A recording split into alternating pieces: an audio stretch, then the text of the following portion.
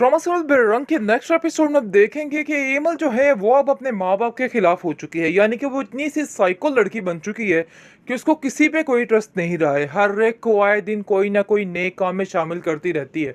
हालांकि उसके बाप बेचारे ने उसका फायदा चाहा है, जिसकी वजह से फाकरा से उसने बात की है कि मेरी बच्ची को या तो घर ले जाएं या फिर उसका ये रिश्ता खत्म कर दें शहरियार के साथ। लेकिन उसने उल्टी बात करके आगे जो पेश की है, जिसकी वजह से सारा आग यानी कि सारी जो लगी है इस फाखरा बेगम की वजह से लगी है।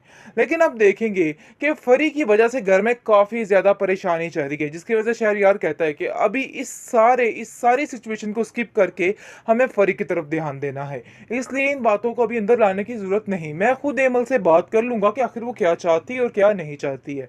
इसलिए आप लोगों को टेंशन लेने की कोई भी ज़रूरत नहीं है।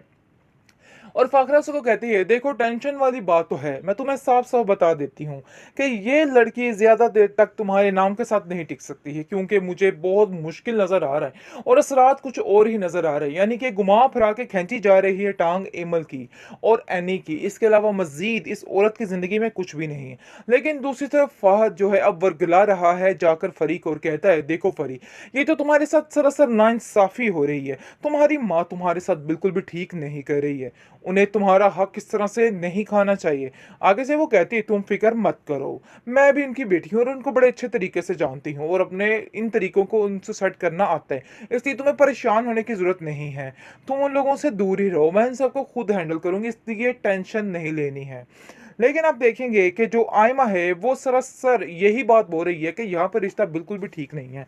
मैं आपको साफ साफ बात बता देती हूँ कि ये बात बिल्कुल गलत है जो आप करना चाह रहे हैं। देखिए, मैं आपको ये बात समझाने की कोशिश पहले भी कर रही थी, लेकिन ये लड़का मुझे बिल्कुल भी पसंद नहीं आया। तरीके सब कुछ कह रही हो, तुम तो जानती हो कि तुम्हारे पास ही पैसा इकट्ठा होता जाए, लेकिन देखो ऐसा वैसा कुछ भी नहीं होने वाला है। अब मैं हर चीज़ को अपने तरीके से करूँगी और तुम्हें बिल्कुल भी मेरी तरफ से परेशान होने की ज़रूरत नहीं और ना ही अंदर दाखिल होने की ज़रूरत है। क्योंकि दूसरी तरफ जैसे ही एनी ने ये सारी बात की थी तो किसी को ये बात पसंद ही नहीं आई और सब ने साफ साफ कह दिया कि नहीं जी, ऐसा भी नहीं हो सकता। यानी कि उसकी माँ का असल मकसद यही था कि इस रिश्ते को ख़त्म करवा दिया जाए, जिसके लिए वो बार बार कोई ना कोई नया पापड़ बेल लेती है और बार बार कोई ना कोई नया तमाशा कर लेती है। इसलिए आप देखेंगे कि अब फाकरा कहती है कि अगर तुमने ये काम करने की कोशिश की तो तुम्हारा हश्र देखना मैं क्या करती। मैं तुम्हें बता रही हूँ कि तुम्हें इस चीज़ के लिए कभी भी माफ़ नहीं करूँगी। लेकिन अब कहाँ सुनने वाला है कोई इस औरत की, क्योंकि उसने भी अपनी मर्जी करके ही रहनी है और उसने कह देना है कि मैं जो कर रही हूँ मैं वही करके रहूँगी। मुझे आप लोगों की बातों से अब कोई भी लेना देना नहीं है। लेकिन इन सब बातों में एनी कहती है फ़ोन से कि देखिए, आप सब ये बहुत गलत कर रहे हैं और ये फैसला बिल्कुल भी ठीक नहीं है। फरी कल को कुछ खुद कर ले तो फिर आप लोगों की अपनी बेइज्जती है, इसलिए मैं चाहती हूँ कि आप लोग इस बात को समझ जाएं। लेकिन आप देखेंगे कि फ़ान कहता है कि मम्मी किसकी बात मानेगी, मैं तो कह कह के थक गया हूँ। लेकिन उन्हें है कि किसी की बात की समझ ही नहीं आती और वो समझ रही हैं कि हर कोई झूठ कह रहा है, क्योंकि उनका मकसद सिर्फ एक है और इस मकसद को हासिल करने के लिए वो कुछ भी कर सकती हैं और किसी हद तक भी जा सकती हैं।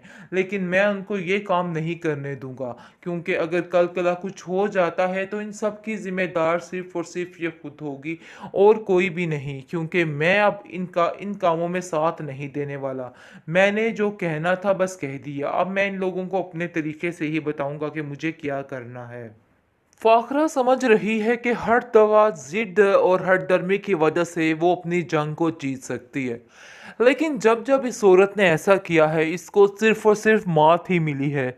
शायद इस चीज़ का इसको अंदाज़ा नहीं है। खैर, आप देखेंगे फ़िलहाल वो तो काफ़ी ज़्यादा इस बात पर खुश है कि वो अपनी मर्ज़ी कर सकेगी और अपनी बेटी को भी अपनी तरीके से चला सकेगी। बड़े ही शान शौकत के साथ उसने जो बातें और जो शर्तें मनवाने की कोशिश की है, वो किसी को भी काबिल कबूल नहीं। हर एक ने उसकी नख्तलाफ़ी की और कहा है कि नहीं भई, ये तुम बिल्कुल गलत कह रही हो, ऐसा नहीं हो सकता है। लेकिन अब देखेंगे कि फ़ाखरा कहाँ किसी को खातर में लाती है। बस वो तो चाहती है कि बस उसी की सुनी जाए और उसी की ही सुनी जाए। लेकिन ये बातें ज़्यादा देर तक नहीं चलेंगी, क्योंकि एनी और फरी जो है वो अब आकर खड़ी हो चुकी है अपनी माँ के सामने और कहती है कि देखती हूँ कि आप भी मुझे किस तरीके से रोकती हैं। आप क्या समझ रही हैं कि आप ही ज़िद कर सकती हैं? आज मैं भी आपको बताती हूँ कि ज़िद किसको कहा जाता है। बस ठीक है, शुक्र करें कि मैंने आप लोगों से मशवरा माँग लिया और इतनी देर तक आप लोगों से कहती रही कि आप सीधे तरीके से मान जाएँ। लेकिन अगर घी सीधी उँगली से ना निकले तो उँगली को टेढ़ा करना पड़ता है। लेकिन देखिएगा कि मैं भी यही करने वाली हूँ, क्योंकि आपके सारे मुतालबे गलत हैं और आपने जो कुछ कहा वो भी सरासर गलत है, क्योंकि आपका मकसद सिर्फ़ एक है ताकि आप मेरी शादी उसके साथ ना करवा सकें, इसके अलावा और कुछ भी नहीं है। जिसको सुनकर वो कहती है माँ कि तुम्हारा दिमाग ख़राब हो चुका है, आखिर क्यों अपनी माँ से इतनी बदगुमान हो रही हो? अपने दिमाग को दुरुस्त करो, तुम बिल्कुल गलत सोच रही हो अपनी माँ के बारे में। लेकिन आगे से वो कहती है कि तुम्हें अंदर बोलने की कोई भी ज़रूरत नहीं है। तुम नहीं जानती, बल्कि जानती भी हो और जानबूझकर ये सब कुछ कह रही हो। तुम तो जानती हो कि तुम्हारे ही पास ही पैसा इकट्ठा होता जाए।